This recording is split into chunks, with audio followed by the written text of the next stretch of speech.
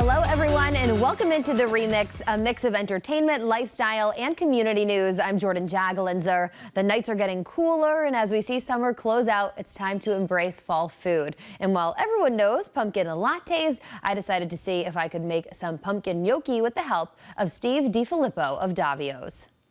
Joining me now, the owner of Davio's restaurant group, Steve DiFillippo. Thank you so much for being here. You said that perfectly. Wow, well. You must be half Portuguese. I'm a pro. That's all I can say. Yep. Now, the fall is such a good time for food, and we are making the ultimate fall dish. What are we making here today? We're going to make pumpkin gnocchi. Oh, I'm so excited. So what I did was we actually have the dough all made here, but I thought we would go over You didn't trust me. Well, we're going to do a little work. I'm going to put you to work in a minute. But what we did here is this is the ingredients. All right. So right here we have, what is this? Potato. Potato. Right. So when You're testing me. That's potato. We did go over it already. I know. So potato and flour. Okay. And then we have the puree. So this is pumpkin puree, not pumpkin in the can for making pies. Right. Very important. This is not sweet. It's a very different kind of pumpkin. Now, of course, we roast our pumpkin. We take the pumpkin and roast it and do the whole thing. You don't have to do that at home. You can just buy pumpkin that's already pureed for you. Okay. And it's a lot easier. You were saying too that you can actually make this dish gluten-free. Yeah. Right? So this is regular AP flour, but you can use gluten-free rice flour. So that's really easy. And then also we have cheese in there. So it's very simple to make gnocchi. Yeah. It's very, very simple. So you just put all this together, and this is what you end up with. So what we're going to do here, I'm going to make this little ball here. And while you're making this, Steve, I just want to, what are some Sure. of your signature dishes at Davio's this season? Well, I mean, this is one of them because, pumpkin, the problem with pumpkin, it only has a couple months. Right. You can't really serve pumpkin after Thanksgiving. I don't know why that is, but if we have pumpkin in December, people really don't. I know. I'm with you. Let's make it a year-round thing. Yeah, well, that's a hard thing to do. We can't change America. So that's the thing. But Davio's, we have such a huge menu with our steaks. We have amazing steak. We make all our pasta fresh. Good seafood too. Yeah. You guys have a good branzino. Yeah. The seafood, being from Boston is really important. So anyway, this is about an ounce and a half. And you just kind of make these little balls. Okay. Easy enough. Yeah. You have some flour too, I noticed. Yeah, well, flour just makes it a little easier to work with. Now, I'm going to show you how to do this because then you're going to do one. All right? Yeah. So what we... I know I'm going to. So, because I want it to look like... See how it looks like a pumpkin? So all you do is take some string. It's very simple. And you go like this. And you go wrap it around. And you just go like that, see? And there it is. It looks like a pumpkin, right? And then you put a little pumpkin seed on top. That is so cute. Isn't that cute? I'm obsessed with Okay, now I want you to do one. Okay. Right? To be honest, now that I've seen you do it, I actually feel a little bit better. Okay. Well, it didn't look so hard. I want to see you do it. It's very simple. Now make sure you wrap it around.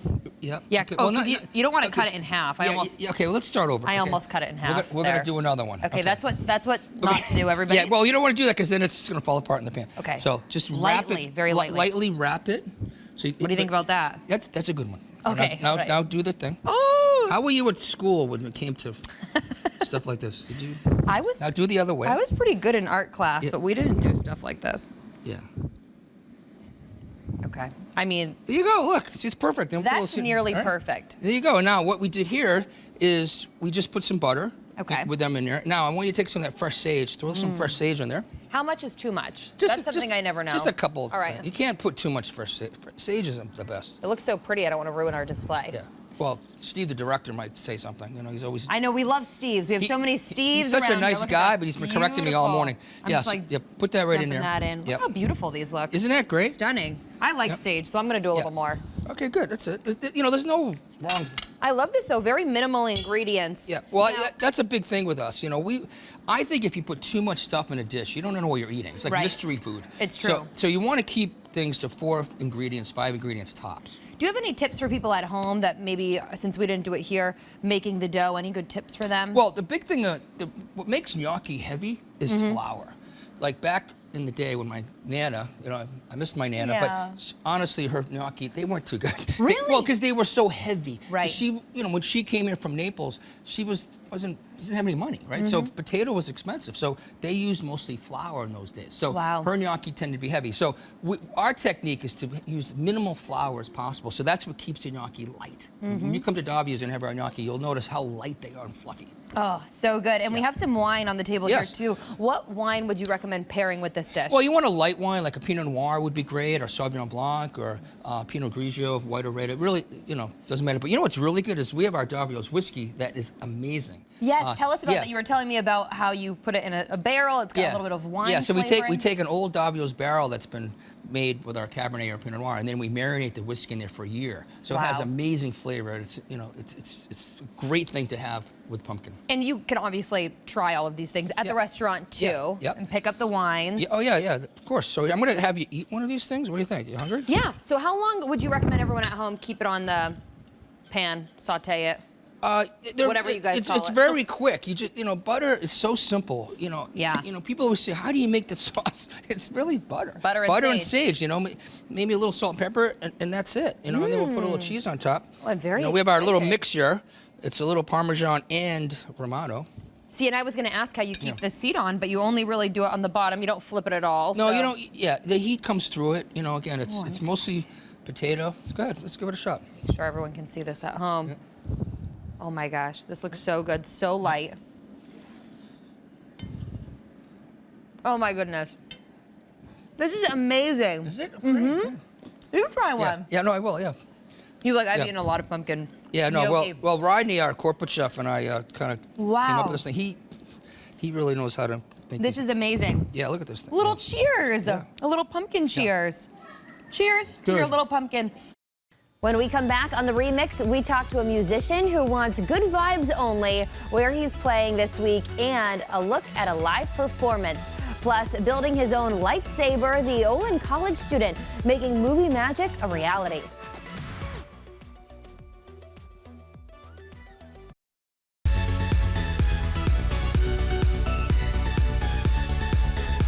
Now to a recent college grad with big ideas inspired by the movies. Olin College in Needham offers a more hands-on opportunity for future engineers to get creative. As WBZ's Jacob Wyckoff found, that includes building your own lightsaber.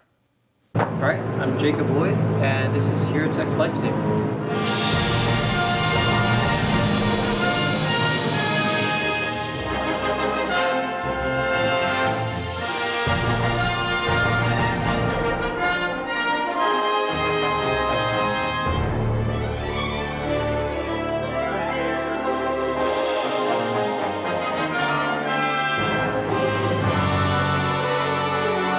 Revenge of the Sith, when it's first started showing in theaters, and I remember just like, oh my gosh, this is so cool, because the fight choreography in that one is obviously incredible.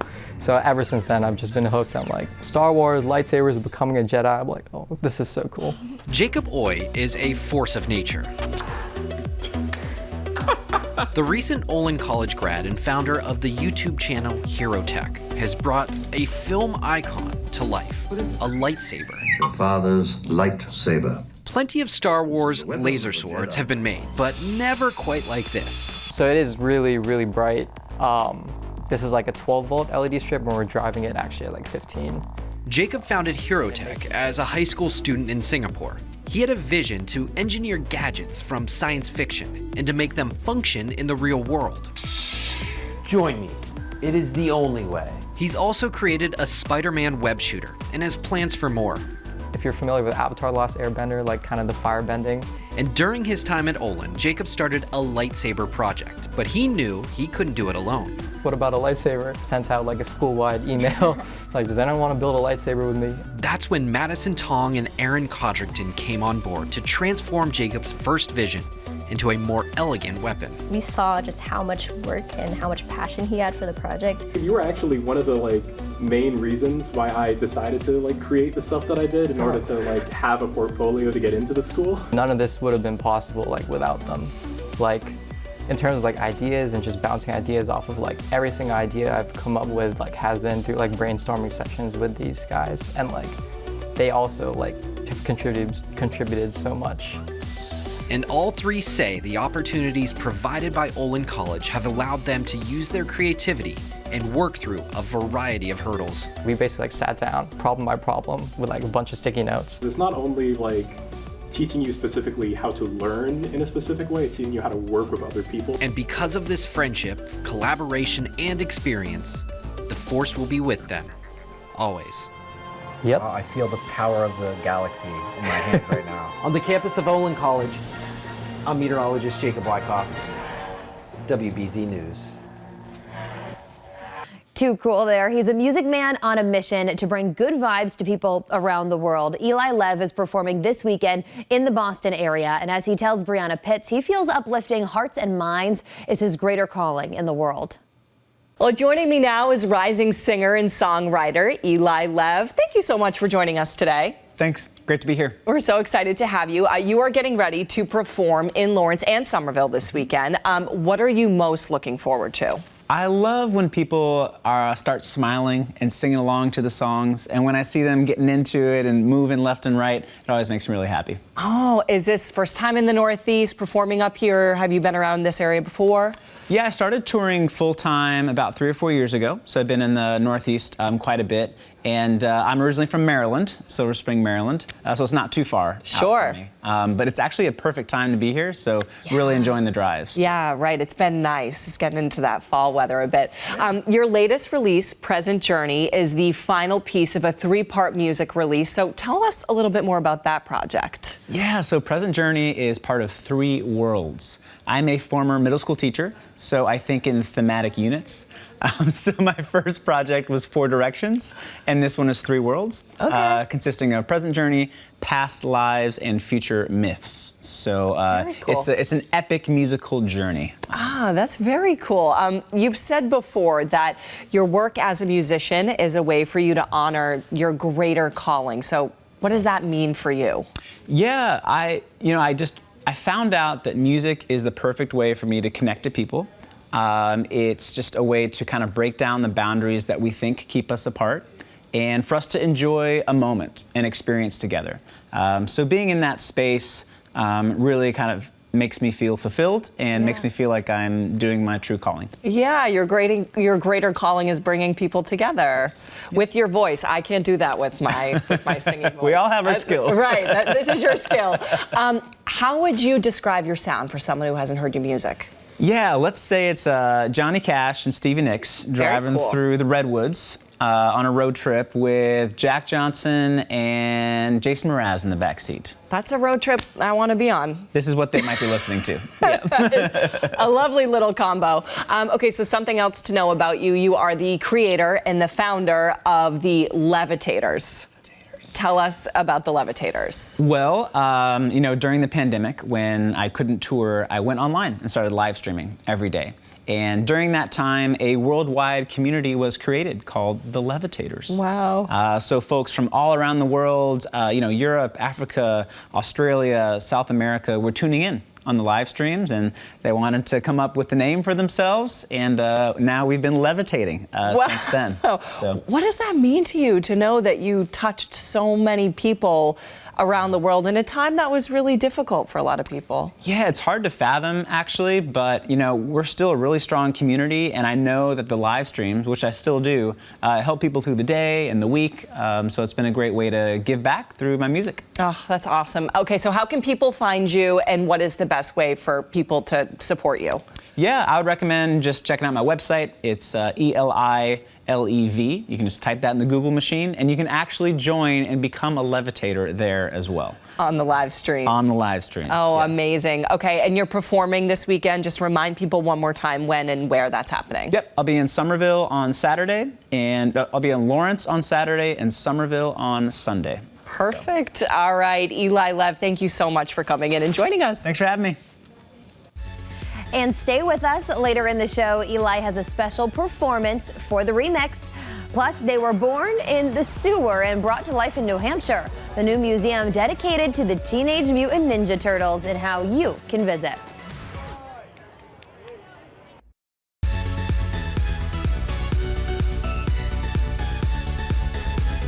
They are heroes in a half shell, and they're green. Many people may not know it, but the Teenage Mutant Ninja Turtles were made right here in New England.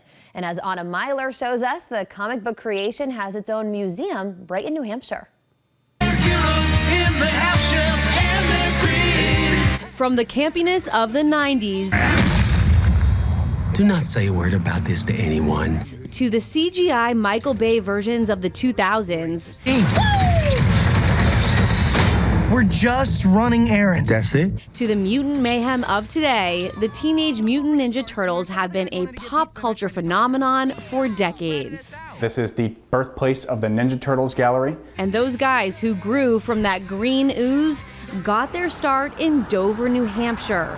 Artists Peter Laird and Kevin Eastman lived in the city when they created the first comic book back in 1984. They expected it to just be a one comic, but they sold thousands of copies, and next thing they knew, they were writing number 2, and then from there on out, it just grew from there into the kind of icons that you see today. Dover has many tributes to the Turtles, including a manhole cover, and now a new exhibit at the Woodman Museum. We worked with Kevin Eastman and Kevin Eastman Studios to create this gallery. For us, it was a no-brainer, one of the largest pop culture icons to come out of Dover. We hadn't had an exhibit about it yet. The exhibit will be a treat for fans, featuring everything from comic books, artwork, video games, statues, and action figure galleries. If people want to go there and have a moment of turtle history, I want it to be special, and I want it to be important, and I want the Woodman and our support for the town of Dover, and a love for our time spent there, which is the birthplace of the Turtles. Northampton, Massachusetts is another city that claims the Turtles as their own. Eastman and Laird moved their Mirage Studios there after leaving Dover. Northampton is also used a lot throughout their storytelling in the Teenage Mutant Ninja Turtles universe. Be sure to stay with the remix. Eli Lev performs his song Love in the Middle Ages.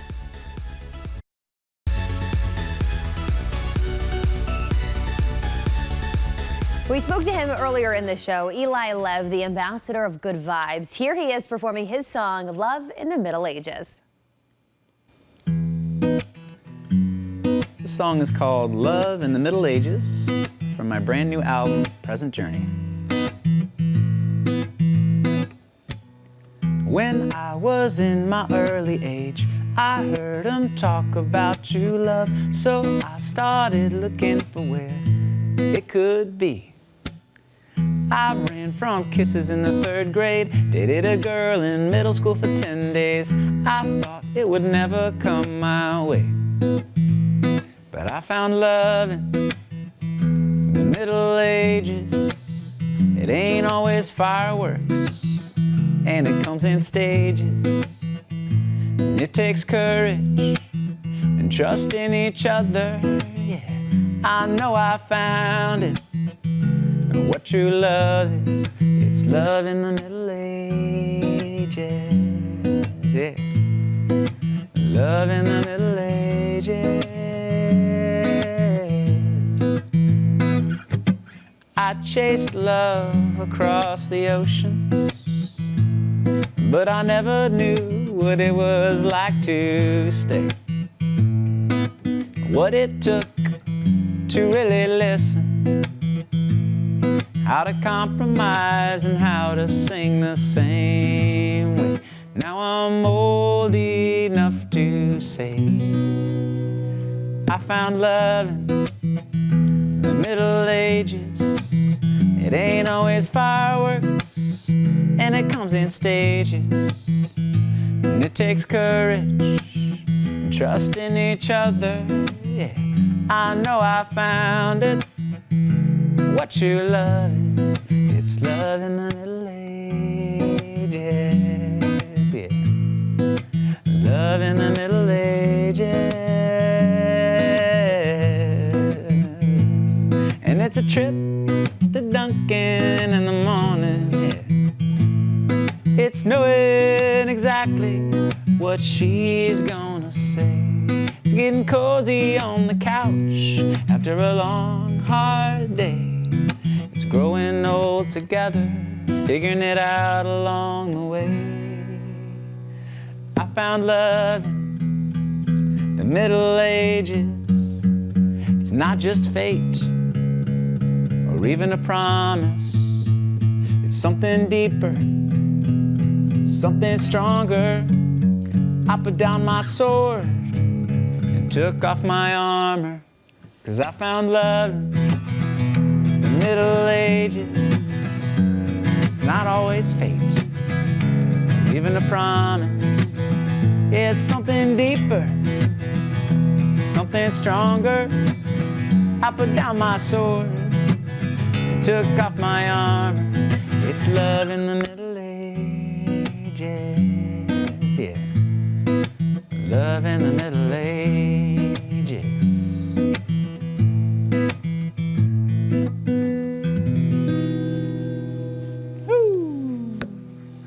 What a beautiful song. Thank you guys for joining us here on The Remix. We will be back next week with more community, entertainment, and lifestyle stories. We'll see you then.